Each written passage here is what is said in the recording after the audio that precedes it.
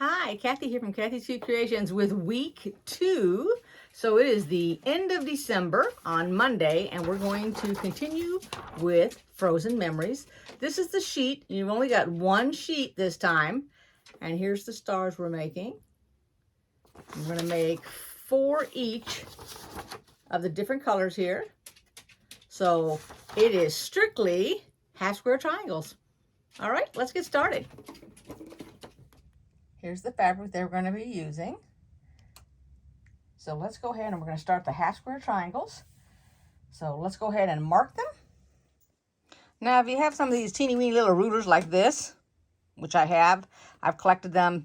They've been in boxes. I make sure that it is bigger than the fabric. And this is what you would do if you're going to use one of them versus another one. We're going to mark on our fabric. So every one of these does fit. And what you would do is you would line up the line. Let me show you here. There's the line. If I can get it to focus on the end. And then you mark on this side of the block and this side of the block. And then that's where we're going to sew. And then when we're done sewing, we will take our rotary cutter and we will go right down and cut it in half. All right, and that's going to give us 2 half square triangles. Half of them are going to be in this gray with the white, and the other half's going to be in the blue with the white in order to build our blocks. So let's do that. Now that was the one ruler. Let me show you this ruler. Now this ruler is if you wanted to mark it. Let's say that you want to mark a little bit of your line, then you line it up like this. Try to get that off. And then you can actually mark on this side of the line, that side, and also go down here, which is where you would sew. Where you would cut. So it gives you an idea of where you're going to be cutting. And then this is a little bit bigger. Same concept, just has more marks. And this one, it doesn't have it in the middle, but it does still line up. So you can line it up on the line, just like this. I'm trying to do it in the camera and do it on my thing here too, like that. Using the little lines that's on the ruler itself. Either one you want, or you can just take your regular ruler. If you don't have any of those kind of rulers and you want to use this, then go with the line. For example, this ruler here, here's your 1/4 inch right here. So you take the 1/4 inch line and you put it across, go straight through your fabric on each end. You'd mark it on this line here, turn this around, and mark it again. Whichever way you want to do it. I'm going to go ahead and I'm going to use this small little thing here and put it one on each side. And this is a Creative Grids. Now I don't need to go down the middle with mine. For example, I'm going to put it right here. So then I'm looking at it on both ends. I'm looking right here as well as here, but I'm not going to mark that. I'm going to mark the outer side. This is my sewing line. And if you have a rotating board, which I do have, I'm not using it right now, and you can line this up so I can see it right here where I put my mark on the left hand side. Just come and do it on the right hand side.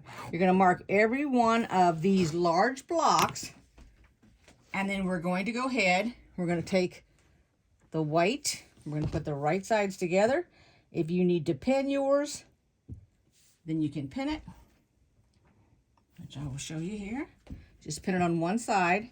Now, don't pin it so that you have to remove your pin. Just stick it over here. Put your pin here. If you think that you have to have 2 pins, you can have 2 pins. This pin won't interfere with your sewing, and neither will this one.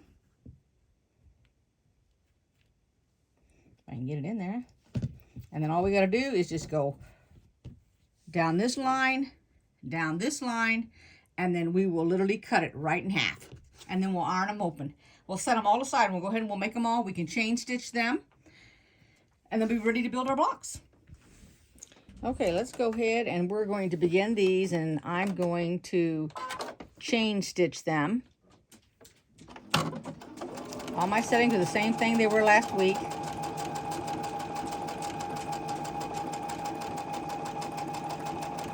I'm hoping my hands don't get in the way. You know, I got one of those little, what do you call them? those little things that look like a star that you can clip all your chain stitching with. I cannot get the screw off. I'm gonna have my daughter take a look at that. I don't know if it was already default. It was faulty. It looks like, let's see if I can put it down here. It looks like the screw, look at that. It just turns and turns. It actually looks like it got stripped a little bit. But I can't get it off. The back looks like that. It's just a little flat thing. But maybe she can do it. How do you get these off when all that does is you turn it and it just spins? This thing turns and that little thing spins. What do you guys grip it with? Do you have some type of grip that you use? I mean, let me know if you do. I have no idea. This is the first time I just got that out of the drawer. And I was going to use it because of all this chain stitching.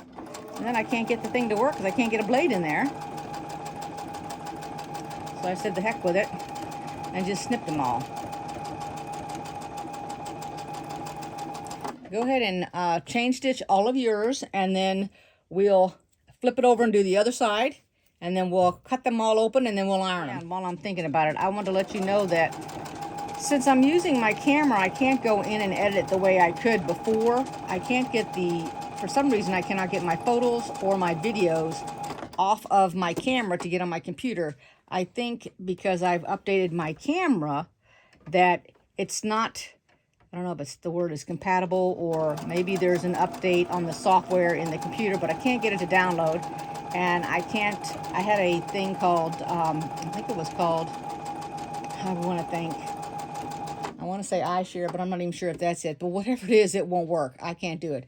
And I haven't been able to download it. There's a way that you can take your pictures and your videos off of your camera and get them into your computer by using your computer to do it. But mine has never worked. It worked maybe for a month after I got my computer, and then after that, it just totally quit. That's why I went and got this other app that I put on my phone to do it, and now that won't work. So it's like I'm at a loss. So here I am editing on my phone, and I edited the way that I've always done it before, but the disadvantage is I can't add anything. And then I noticed that when I was editing it last week, the entire time, at least twice I know of, I said the word half square triangle when I meant the word, look, I'm drawing the blank and I'm looking at the geese, because that's what we were making, was the flying geese, but I kept calling them half square triangles. I couldn't even go in and write above the video. So I played with my phone a little bit, and there's some other way to do a video, and I'm going to try to use that way to make and edit this film if I can. If I can't, I'm still back at square one until I can figure it out, because I don't have the money to buy another computer so that it works like that at this time. So just bear with me. I'm sorry. I'm doing the best I can with what I have. So get your favorite rotary cutter, or your only rotary cutter, whatever you got. And we're going to cut down the middle. So what I do is, you can do one or two things. You can either just line up your 1/4 inch on a line, or line up, and that's what'll happen, is it'll line up from corner to corner. But just in case you don't think that you can get straight on off of each tip, I just line it up on this the stitching line that I did. Doesn't need to be perfect. All you're doing is you're cutting it, and then we're going to take these and we're going to open them up, and we're going to iron them before we actually square them up. And then I'm going to show you how to square them up. So go ahead and cut all of yours. Alrighty, so each of these need to be downsized, cut down, squared up, whatever you want to call it, to 3 1/4. So here, this is my rotating mat. And what I'm going to do is I'm going to use this square right here. This is a 5 1/2 inch. I could probably go smaller because I do have another one, but this is fine. And this is the line that I'm going to put down the diagonal. And the first thing I do is I always take off just a little bit. Now, if you measure this square that you have completed right now before you cut it or anything, mine is measuring 4 1/8. Okay, and we want it to be 3 1/4. So the first thing I do is I just take a little bit off. Then there's always, for example, if I go down to here, that'll make it a 4 inch. But I always like to take off the least amount to start out with. And then from here, when I turn it, I pick up my ruler. I don't pick up my fabric. And then I lay it back down. And then down here is where I'm looking for the 3 1/4. Now, if you need to use washi tape because you're not going to be able to keep track of it and you've made mistakes before, then that's fine. But I take my ruler down like this, and I look at these little bitty black marks on my ruler. And first I go down to 3 1/2. That's what I look at, 3 1/2. Then I go down to the 3 1/4. And you know, I like to see my black line on my fabric. So I see it right here, 3 1/4, and I see 3 1/4 here. This is straight up the middle. I put a little pressure on it, and I cut it.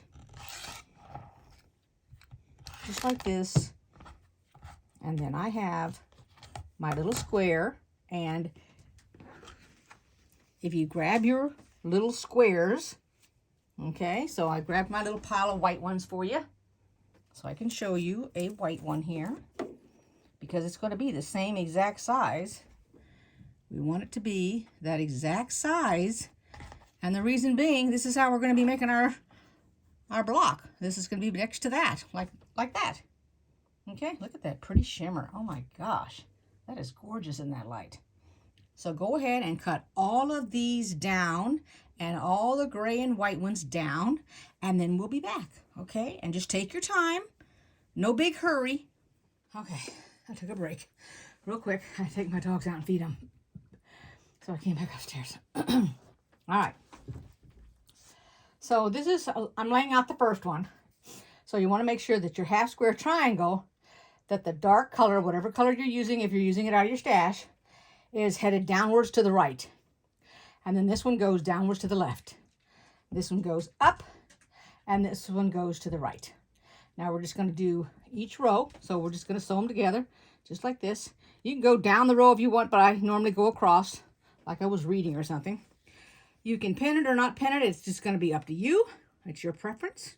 Or you can clip it if you're a clipper, you know. So let's go ahead and get started. Okay, so if you're new to sewing and this is your first time, don't worry. Excuse me, it does not need to be perfect, okay? You might want it to be perfect, but it doesn't need to be perfect. When you line this up, make sure, this is the very first row, it's going down to the right. And we are sewing the right side, the left side, because the white is on the left, okay? And so what I like to do is I like to go and make sure that I catch this.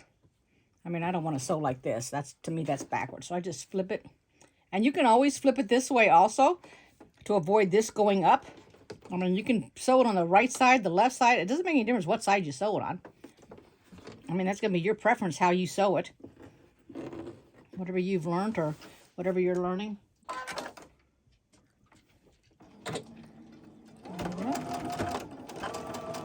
And if you start off where it's a bump, like that other end was a bump, just go slow when you do that. Sometimes it meets resistance. I went ahead and I'm going to do all of the left side of each row. I can just go ahead and chain stitch this one. I mean, you do it any way that you want to do it, but that's the way I'm doing it.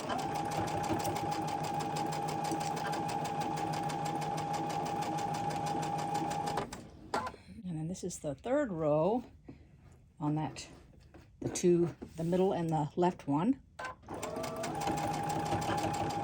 And I'll show you what I mean. I'm going to lay them out and I'll show you what I've just done. All right, let me go ahead and cut this. Okay, so I ironed these two. I sewed these two, sewed these two, and sewed these two. Now I'll just put this to this, like that, and like that. Okay, this is the top one. Now, I did not iron this. If you feel more comfortable ironing it, that's fine. I just finger pressed it. But that's not affecting this because this is your half square triangle. It's already been ironed open. When I get done here, then after I get all three of these rows done, now separate from each other, that's when I'll iron them before I connect them. The purpose of that is for all the nestling that you're going to do. I know lots of people don't do that, but I do. I prefer to do that. just my preference. You know, they got all these little tools besides finger pressing. You know, you got your little, they got the roller, which I got in a box. They got the little wooden, I guess they're called little wooden irons, that kind of thing. I've got one of those I always use.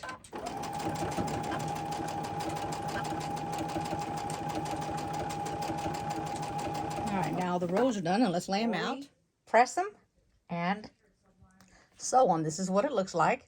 And you can tell that it is correct. There's nothing wrong with it. So that's what we're looking for, is any mistakes we want to fix right now before we go any further.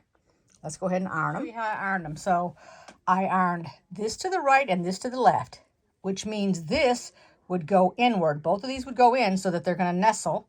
And then both of these would go out. And then you're going to flip it. Just like that. And now we're going to lay this one on top, and we're going to nestle these. All right? And then we're going to mark this so that we won't lose our tip. I'll show you how to do that here in a second. So you're going to look to see where, and I'm going to mark this in pink so it can be different. So what I'm doing is I'm marking where my threads came across my fabric, because it's easier to see pink on white than it is to see white on white. And this is for all those that have never done this trick. I called it a little trick. All right, so now you can see where it's crossed over. And then you take your blue pen, and right here is where the intersections is. And I take my ruler and I put it right on the intersection. And then I mark to the right and the left, so that when I pin this to this, not only am I nestling it, so I'm going like this and I'm finding the spot that it needs to go in, but what I want to do, let me get my pins, is I want to put this in here so that when it comes across there, I'll literally sew right across that line, and then I won't lose the tip when it comes time to have that sewn. All right, and now this one over here has the same thing. So what I'll do is I'll start here and I'll sew down to here. When I get halfway, I stop, and then I'll start at this end and I'll come down and meet it. And I'll mark this also.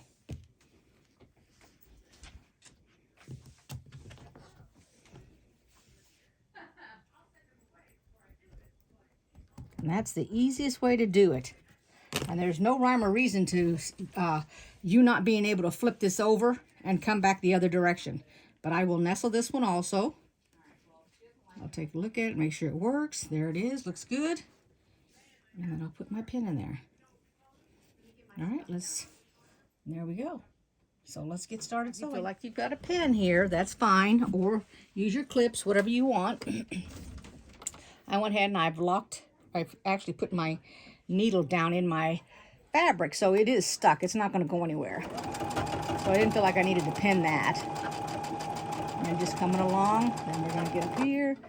We're going to slow down. If we need to, we'll tug a little bit, so that, because it's thick, and that actually jumped that pin. But try not to go over your pins.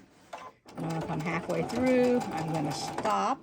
And what I'm going to do is, instead of back stitching, I'm just going to decrease my length to 1.2 and keep on going down and stop with it, take it off. Then I'm going to flip it over, line it up, and then I'm going to put my needle in there just like that. I've locked it in, and then I'm going to do the same thing I did before. I'm just going to come on through here. Whoops, I forgot to increase my stitch.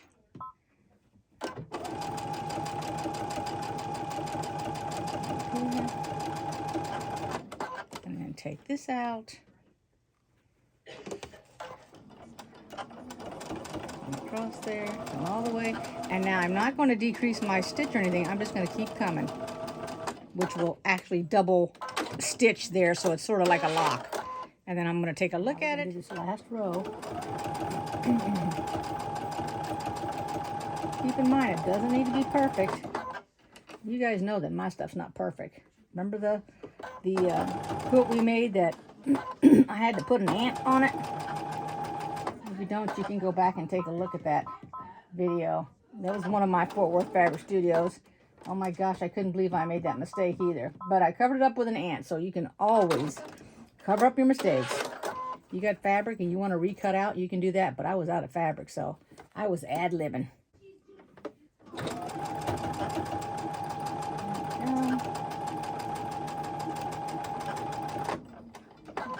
Take that out.